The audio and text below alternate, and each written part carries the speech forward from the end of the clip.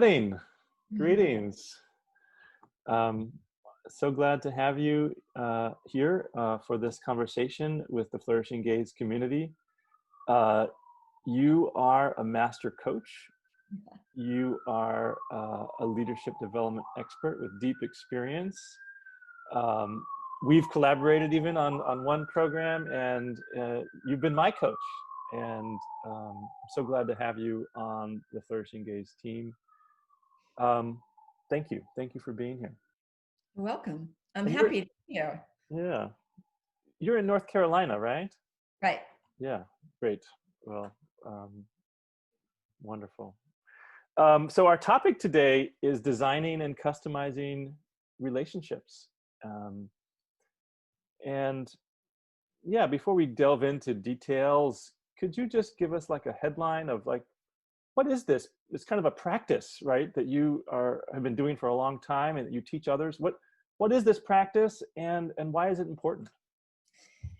There's a tool in both coaching and leadership, which is called Designing the Alliance. It's basically straight talk. When I teach this in corporations, people say, oh, it's ground rules. Oh, it's, setting the foundation. And it is.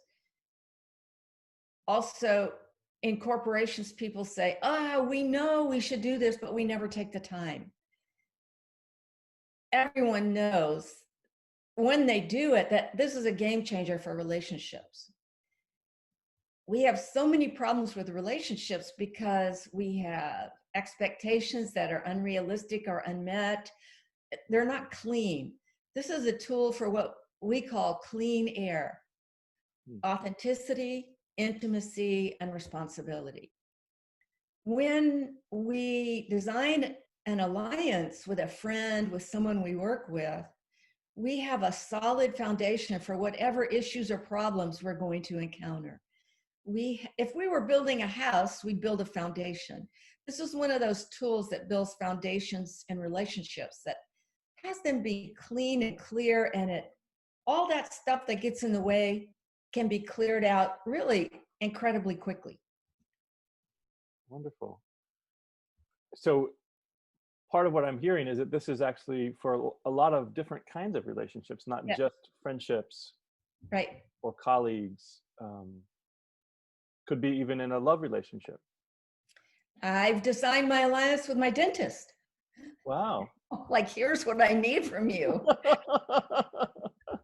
And he was happy to say, yes, I can do that. And, so rather than going in and being a victim or being afraid in a relationship, like, oh gosh, something might happen, it's just straight up, straight out. Here's how to bring out the best in you and I. In that relationship, it was the best in me. But in the relationships you and I are talking about, how do we bring out the best in both of us up front? I have to admit, I'm having a little flashback to Steve Martin playing a dentist and Rick Moranis being his patient, and the alliance that they had in that musical theater rendition. But I won't ask about your particularities of your alliance with your dentist. Okay. So yeah, part of why you're part of the Flourishing Gays community, and I know part of your life has been that you've had some very beautiful and super important relationships with gay men as dear friends. Can you tell us a little bit about that? Sure. I'm going to include you in this. Okay. I'm honored to be one of them. Because you're important to me. I don't know why. I have created soulmates in my life beyond the person that I'm married to, because I realized long ago that one person was not going to solve all my needs. So I opened up to bringing in people that would be soulmates, go through life together. And it just happens that two of those soulmates were gay men. I didn't know that when I met them. One of them is a woman, and the other two are gay men. They have the same qualities that you do. When I met them, I had no idea they were gay. I simply adored them. They were brilliant. They were magical. They were sensitive. they were unencumbered for the most part. And at the same time, I don't know this about you, but they had deep wounds that I could relate to. So there was an immediate bonding at a chemistry level, like, oh, I know you, I want you in my life. And in my world, we have that conversation. I think I shocked the first person.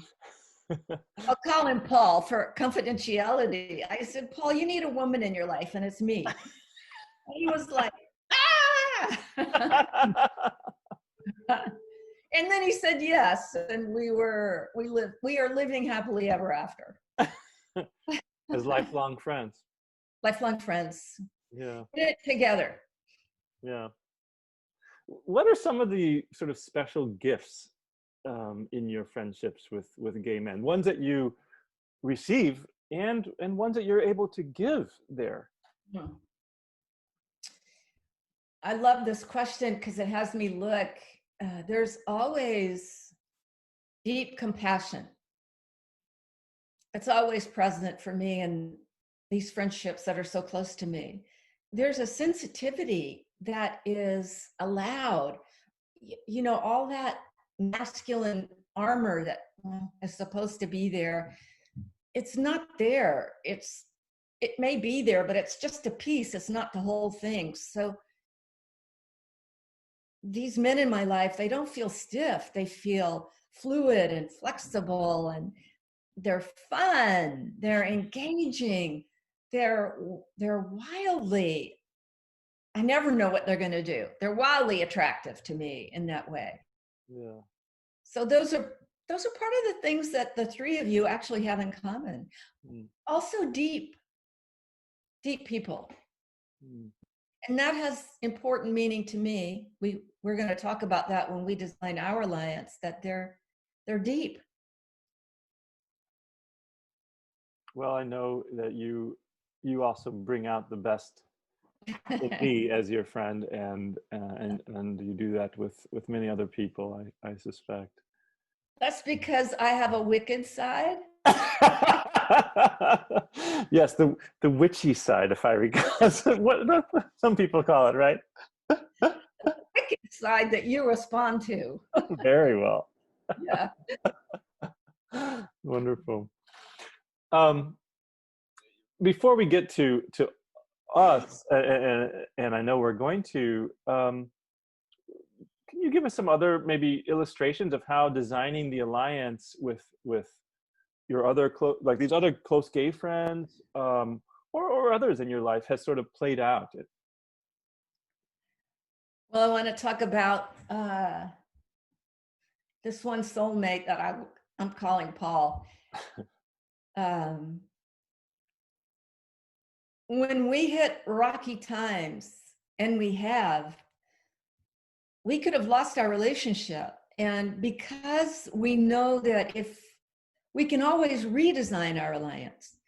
So in those rough times, there was a time when I was deeply disappointed in Paul. And he knew it, and it triggered something in him from his past, the abandonment by his mother. And instead of us separating and leaving each other in hurt, we said, hey, let's come back together. Let's talk this out, and let's begin again. I don't have that with everybody. I don't do this with everybody. I do this with people I am invested in and I want to keep in my life. I would have lost him, and he would have lost me if we didn't have this to rely on. And we were able to clear the air and say, okay, if this happens again, here's what I'll do. And if that happens again, here's what you'll do. Here's what I need you to do. So it's kind of like a renewal and sustainability measure. Yes. Yeah. Custom tailored to each of us. Because when I'm hurt, I go away like a sea creature. I pull in my shell. And he took that as abandonment from his past. And he actually needed to stay out and pull me out of that shell. And we were able to talk about it instead of write each other off. It wasn't easy. And it was it was very powerful to come back to each other. I've recently had the same thing with a female friend of mine. I went away from her and she emailed me and said, let's talk. Because I knew I could do this, I was able to have a different conversation with her. Mm-hmm. So it kind of, it opens up space, maybe spaces that you haven't gone into before with that friend. Yes. Yeah, keeps you sort of a sense of freedom and movement, where because you're a dynamic being and so is the other person. Right. Yeah. It is about being dynamic and then still knowing what each other is at the core that's like stays here and being able to call on that. Beautiful. Yeah. Well, I suspect that everyone who is watching this video is just eager to know, how do you do this? Like, what are the steps involved? What can you just kind of break it down and yeah, help us figure out, like, how do we do this? Yeah. So you and I are going to do it for real. Okay. I'm glad you gave me like 2 minutes of warning before this call. Yes, I'm ready and excited for that. Because we haven't done it consciously. We met each other and we're deeply attracted to each other. Now, as we go forward, this will serve us because we will have challenges given what you're up to and what I'm up to. Yes. Part of it is straight talk about who we are and how to bring out the best in each other. Before we start that, there's a concept that I want to introduce that's called yes, no, counteroffer. Mm-hmm. So if I ask you for something, you actually have permission to say yes, no, counteroffer. That way we have that flexibility that you talked about. Okay. Because we're going to get into asking each other for things eventually. Okay. One of the first steps is, how do I bring out the best in you? Dominic, how do I bring out the best in you? Well, part of it is your humor, and which kind of gives me permission for my humor, which, as you know, can sometimes be a little what's the word, bawdy. And you make me feel okay with that by yeah, so yeah, that's one thing, is the humor sort of yeah, relaxes me into myself.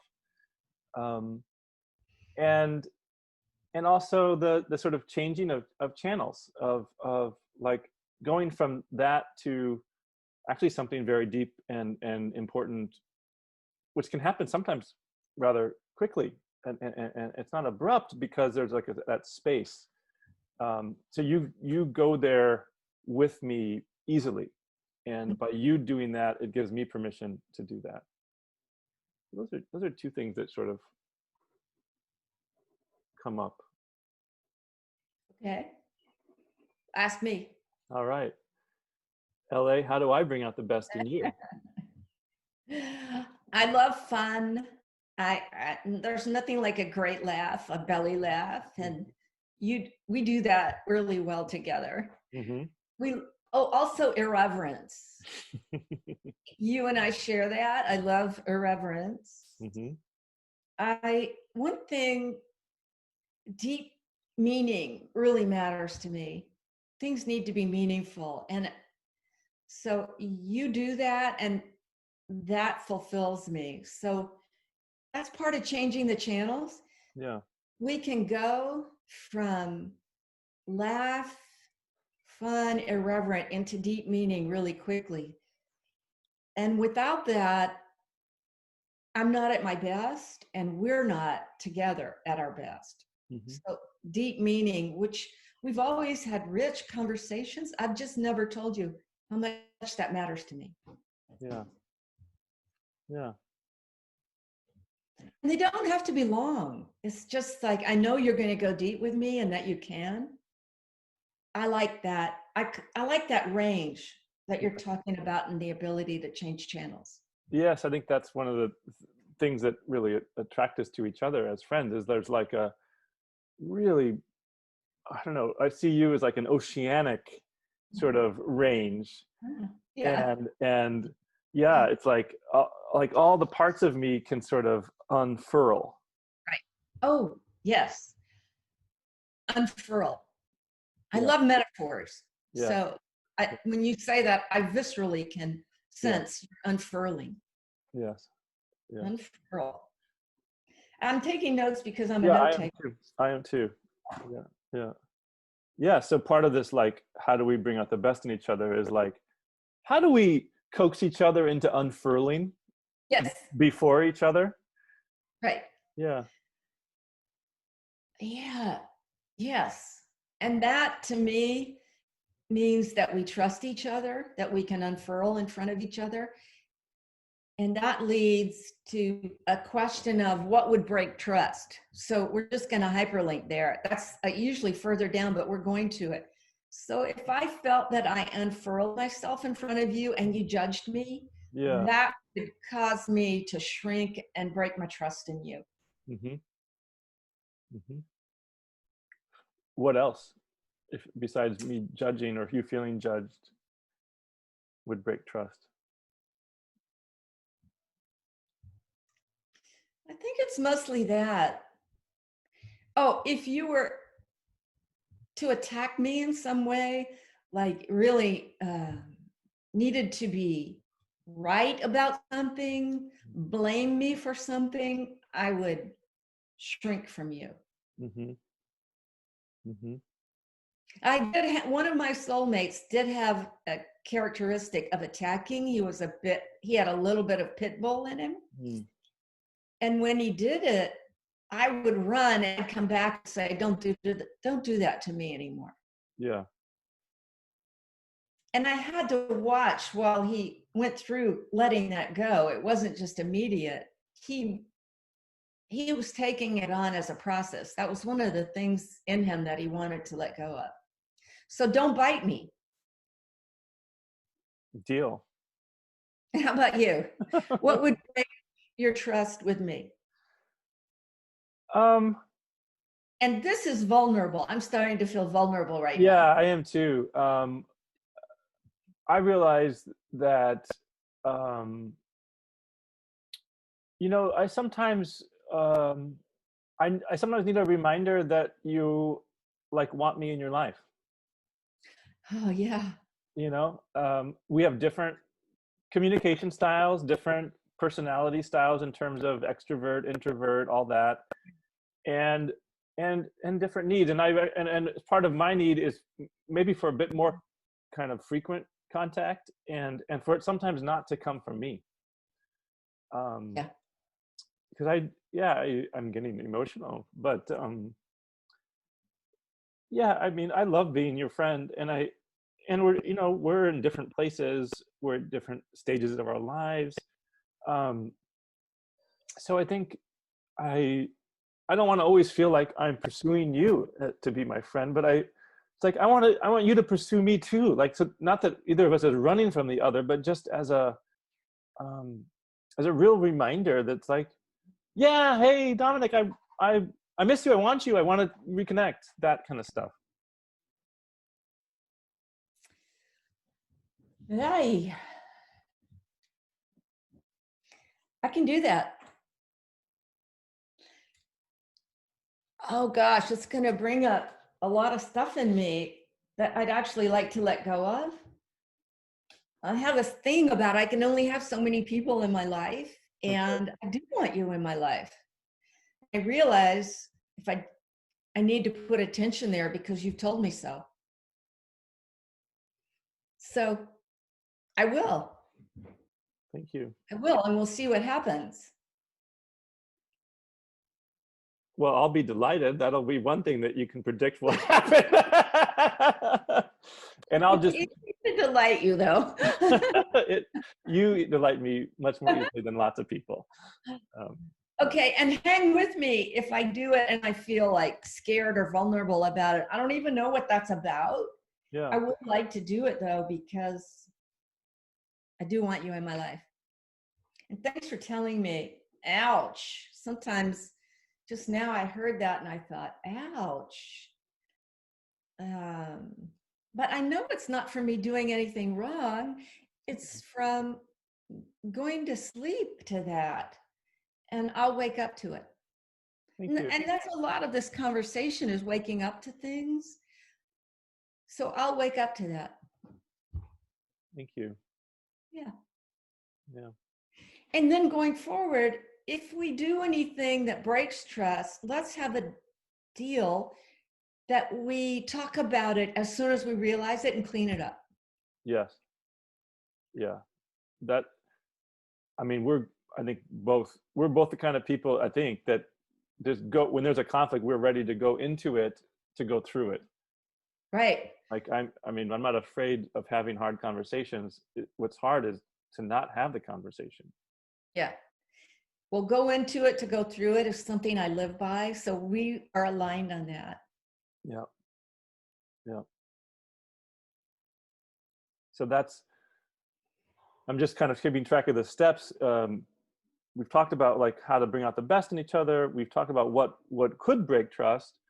And now we've actually pretty easily aligned on, well, and if breaking trust does happen, like what we need to do about it. What other? Let's talk about what we need to thrive. Okay. Yeah. Because for me, this is about thriving, not just business as usual. So Flourishing, if you will. oh, flourishing. Yeah. Flourish, thrive, right? How do we flourish? Gosh, And you mean how do we flourish in our relationship? Is that what you mean? In our relationship, I realize that one way we can flourish is just what you said, more frequent contact. And that doesn't have to look a certain way. It really just needs to be a commitment. Mm-hmm. So I can do that. Can I give a couple ideas about that? Yes. Because like I have friends who've taught me some things about this like frequent contact that still can feel real.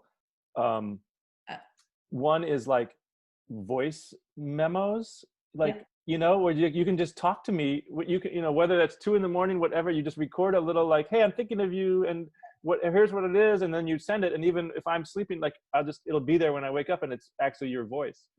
So that's something that I've received from, one of my friends who lives in London does that all the time. And it's like, oh, this is so nice. Yeah. I don't know. I'd love to experiment with you that way. And I know that you have a busy schedule, and I do too sometimes. So that's one thing that we haven't ever done that we could. I'll do voice memos with you. Yeah. Yeah. Very good. I like it because it's better than the text or the printed, because it has the voice, and I can feel you, and you can feel me better when we do a voice memo. Yeah. It's also feels more intimate. Yes. And I just love hearing your voice. Yeah. Oh, good. Let's see. I think for thriving, one thing you bring to me is, at this time in my life, I'm looking for what's next. And it has to be expansive. And you do that to me. Who else do I know that studies Persian and, travels the way you do around the world, doing this program, Flourishing Gays? It's all expansive. Mm. So there's something about expansive and high quality. Mm-hmm. That's something I love that would have us thrive. And I know you bring that. So I'm looking forward to that. Yeah. Well, I mean, when I asked you to be part of the team for Flourishing Gays, it was about high quality and expansiveness that you bring. So yes, it feels like if we just show up for each other, that those qualities are there, and partly because of this sort of professional affiliation that we're both in this work that we care about. What else about us thriving in our relationship? I'd love to see you in person. Yeah, we'll have to figure out how to do that in the COVID world. Yeah, well, yeah, it's not going to last forever, but yes, yes, that's one thing I would love. And right now, Zoom is the next best thing. So it is. Let's Zoom. Yeah, Yeah. We'll figure out how to be together in person Yeah. as we go along. Gosh, that's a wanting that the whole world seems to have with loved ones these days, isn't it? Yeah. Yeah, it's been a long time. Yeah. It's been a long time to have that contact. Yeah. Yeah. Yeah, we'll put that out there for to be done. Okay. Okay. So that's the thriving. How do we thrive in this relationship? Are there other steps that we should know about? Well, let's talk about, you said we're different in style. So we've talked about what's important to us. We've talked about how to best communicate with each other. I want to talk about something that isn't usually talked about, what people misunderstand about us, what people misunderstand about you and me. Hmm. People often misunderstand about me that I'm an introvert, and that means that whole thing about extrovert, introvert. Yeah. Introvert just means that I'll go away after we're together and I'll go do something to recharge my batteries. And often I'm interpreted as being arrogant because I don't go for that last cocktail or stay out till 2 a.m. when I'm working the next day. So I'd like you to understand that if I should go away, I'm just going to do self-care and I'll be back. I'll be back the next day. And yeah, give me space for that. Absolutely. I have learned this about you. You know, Yeah. the 4 weeks that we spent together running the leadership program. I would disappear. You disappeared, but I came to get it that you come back and you care and you like being with us or me, and you need alone time too, and you want to be with your husband too, you know, and like that's. And I also watched you start to disappear. Like you would take breaks and go take care of yourself. And it was, yes, this is what we need to do when we're going to be our best. Yes. And you'd come back without apology. So that's part of people misunderstand. Like I didn't misunderstand that about you. I knew you were taking care of yourself. Yes.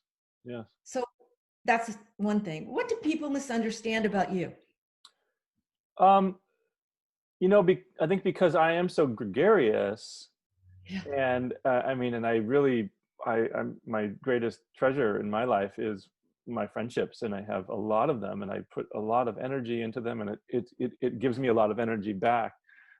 But I think because of that, people misunderstand that they think that I don't have loneliness, or that they think that I don't need to, you know, like, I mean, actually, like my request to you to sort of reach out to me sometimes.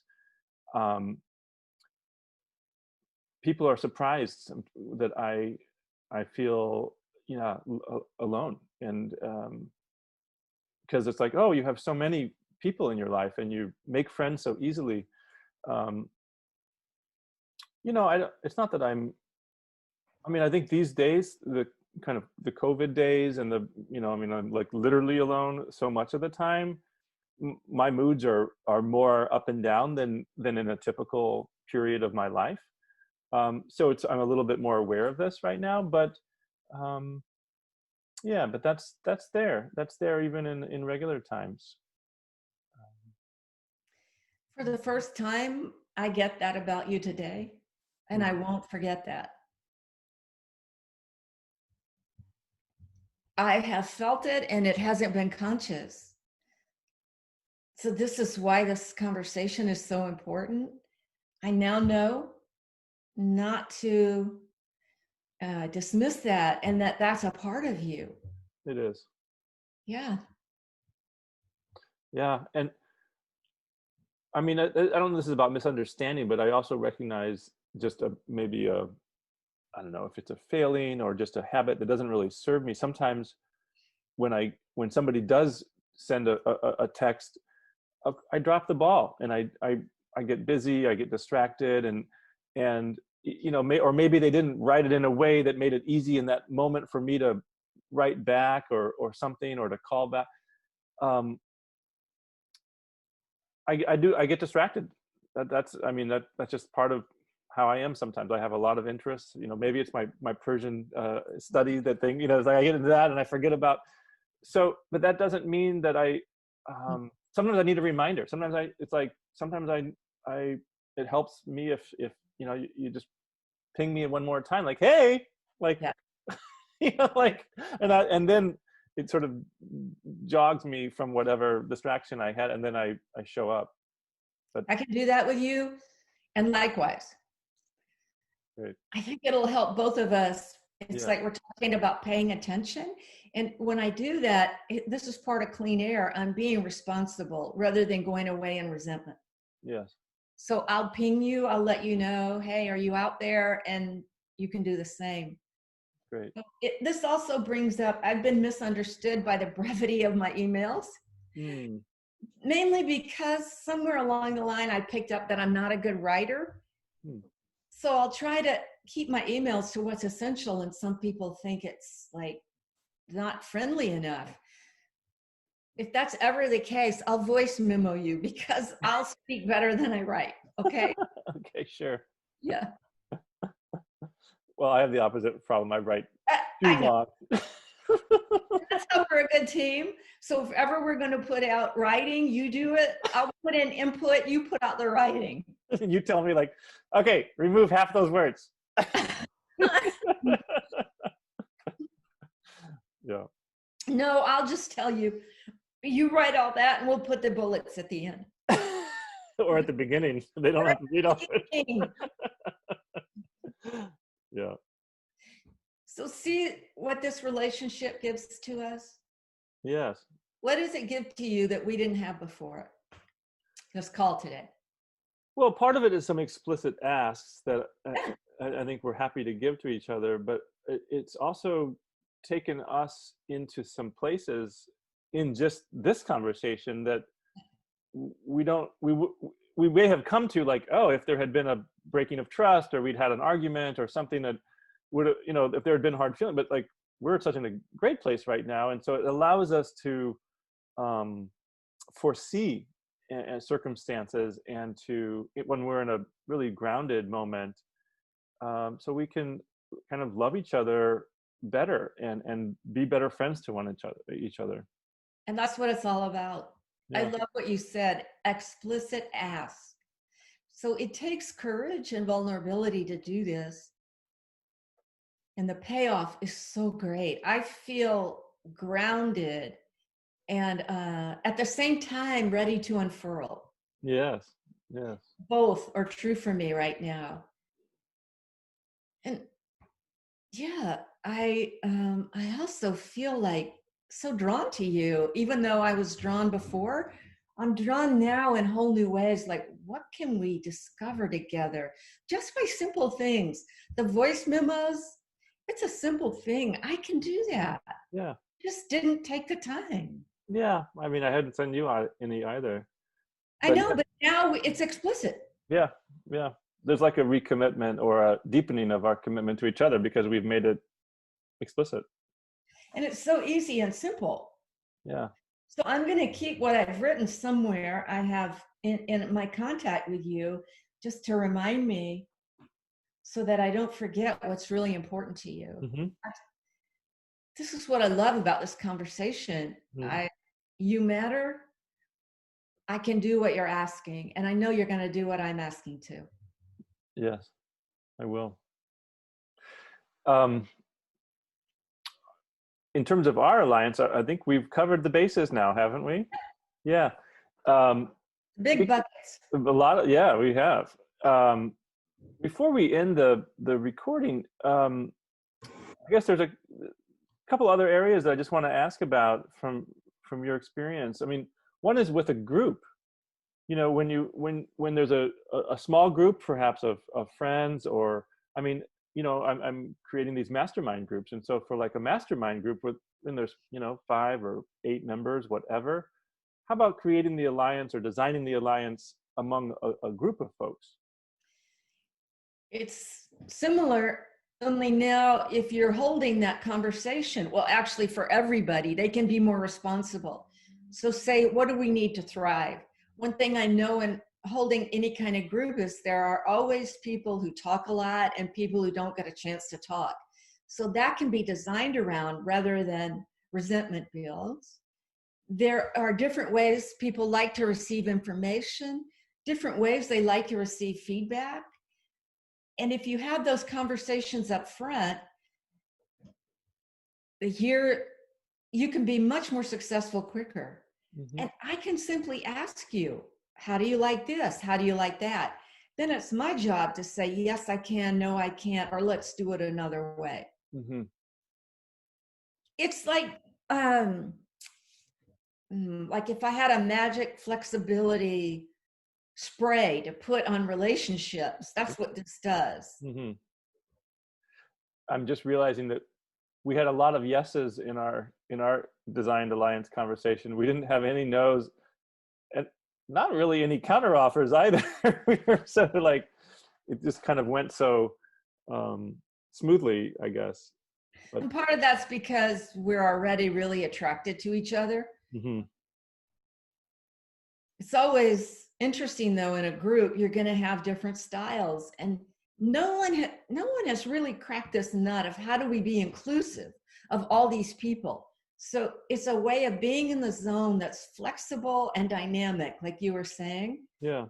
And then if you're leading the group and I'm in there and I'm not getting enough airtime, if you've given me permission to say, hey, I want to talk, but I don't ever get in quite fast enough, I'm responsible, but you're responsible too, Mm-hmm. for creating the kind of group where slower people to get in can have access. Yes. It's so simple. All you have to do is ask, what do you need to be your best? What do we need to thrive? Right. Some people go fast, some people go slow, some people like bullets, some people like a lot of words. How do we create this unity in the diversity that we have? You always need to be asking. There's no formula, but as long as you're asking and being straight out, people know they can come to you and be real. Yes. That's marvelous. And I know that when we hit a hard time, I know I can be real with you. Mm. Yes, you can. And then we can get over any of the bumps. Yeah. It takes such a small amount of time to ask, what do you need to be your best? Mm-hmm. And mean it. Yeah. And it's not a question I'm used to being asked. Yeah. So it takes me into some new places. Yeah. So there's one other kind of area that I just want to cover before we end this, and that's, a lot of gay men have friendships, relationships with one another where sex is a part of it, Mm-hmm. and they're when they're not boyfriends, but in some cases, well, maybe one of the friends is attracted to the other, but it's just one way, and maybe they don't say it, or maybe they kind of let on, but it's kind of there. Maybe on left unsaid. And other times, maybe the guys meet through a hookup and or even on a date and whatever, and they have sex the first time or for a while, but then they become friends, and that kind of stays in the history of the friendship. Or in other cases, it's a friends with benefits kind of thing. It's a friendship, and then sometimes there's sex that comes into it. As I've been talking to many different LGBTQ men over the last, many months and even years of my life, I recognize that this is a place of challenge and kind of ripples. Any particular thoughts about sort of how this designing the alliance practice can be helpful in those circumstances? In this case, I'd be sure to have that as one of the steps. Let's talk about sex. How would it be the best for us? Like, how do you want it? Just all those options you just talked about. Mm-hmm. Well, what if I want it and you don't? What are we going to do? Mm-hmm. Talk about it up front so that it's not stuffed under the rug, and add yes, no counteroffer. Mm-hmm. Mm-hmm. And what do I do if you don't want it and I get really hurt? Well, then what will we do? straight talk about that. What if I changed my mind and all of a sudden I do want it? It happens. Can I come back and ask you? Sure, you can ask me for it. And we'll talk about it again. Yeah. Because it's all about us flourishing, but it's not the headline. Flourishing is the headline. Mm-hmm. Yeah. And sex is one of those major things that would influence it. Just be sure and talk about it in terms of designing the alliance. For instance, what if I'm in a role and I can't have sex with you? Because I've been in roles with people where I was attracted, and to have sex would be totally inappropriate. Mm-hmm. Let's talk about that. Well, let's wait until our engagement is finished, and then let's redesign. Like if you end up being colleagues or something, or if you are colleagues, is something, is that what you mean? Right. Yeah. Yeah. Yeah. That makes a lot of sense, LA. And then it's not so big. Yeah. It's important, and yet important, vital, and not overshadowing the fact that we're gonna be straight, clean and straight with each other. Not straight, right? Okay. We're gonna be straight up. Yeah, it can be a scary conversation. I mean, to talk about the sexual or erotic part of a friendship. It's tender, it's vulnerable, even, I don't know, more than some of these other things that we've talked about. Oh my gosh, then you could go into a whole other dimension. Let's have a separate design the alliance around sex. Yeah. Just do the whole conversation around that. Yeah. Yeah. Wow, that sounds... Talk about it before it gets to be a problem. Yeah. Beautiful. Body. Well, I'm sorry? Body. Body, yes. A body conversation. Well, a body conversation. Body. Oh, I get it. Body. Well, Ellie, again, I want to thank you for this. This has really been wonderful. I mean, for our friendship, and I think for anyone who watches this, there's a lot of wisdom here that you've shared and that we've been able to sort of put into action in this very time we've spent. So thank you. I hope someone will go out and try it. I hope so too. Let me know. All right. All right.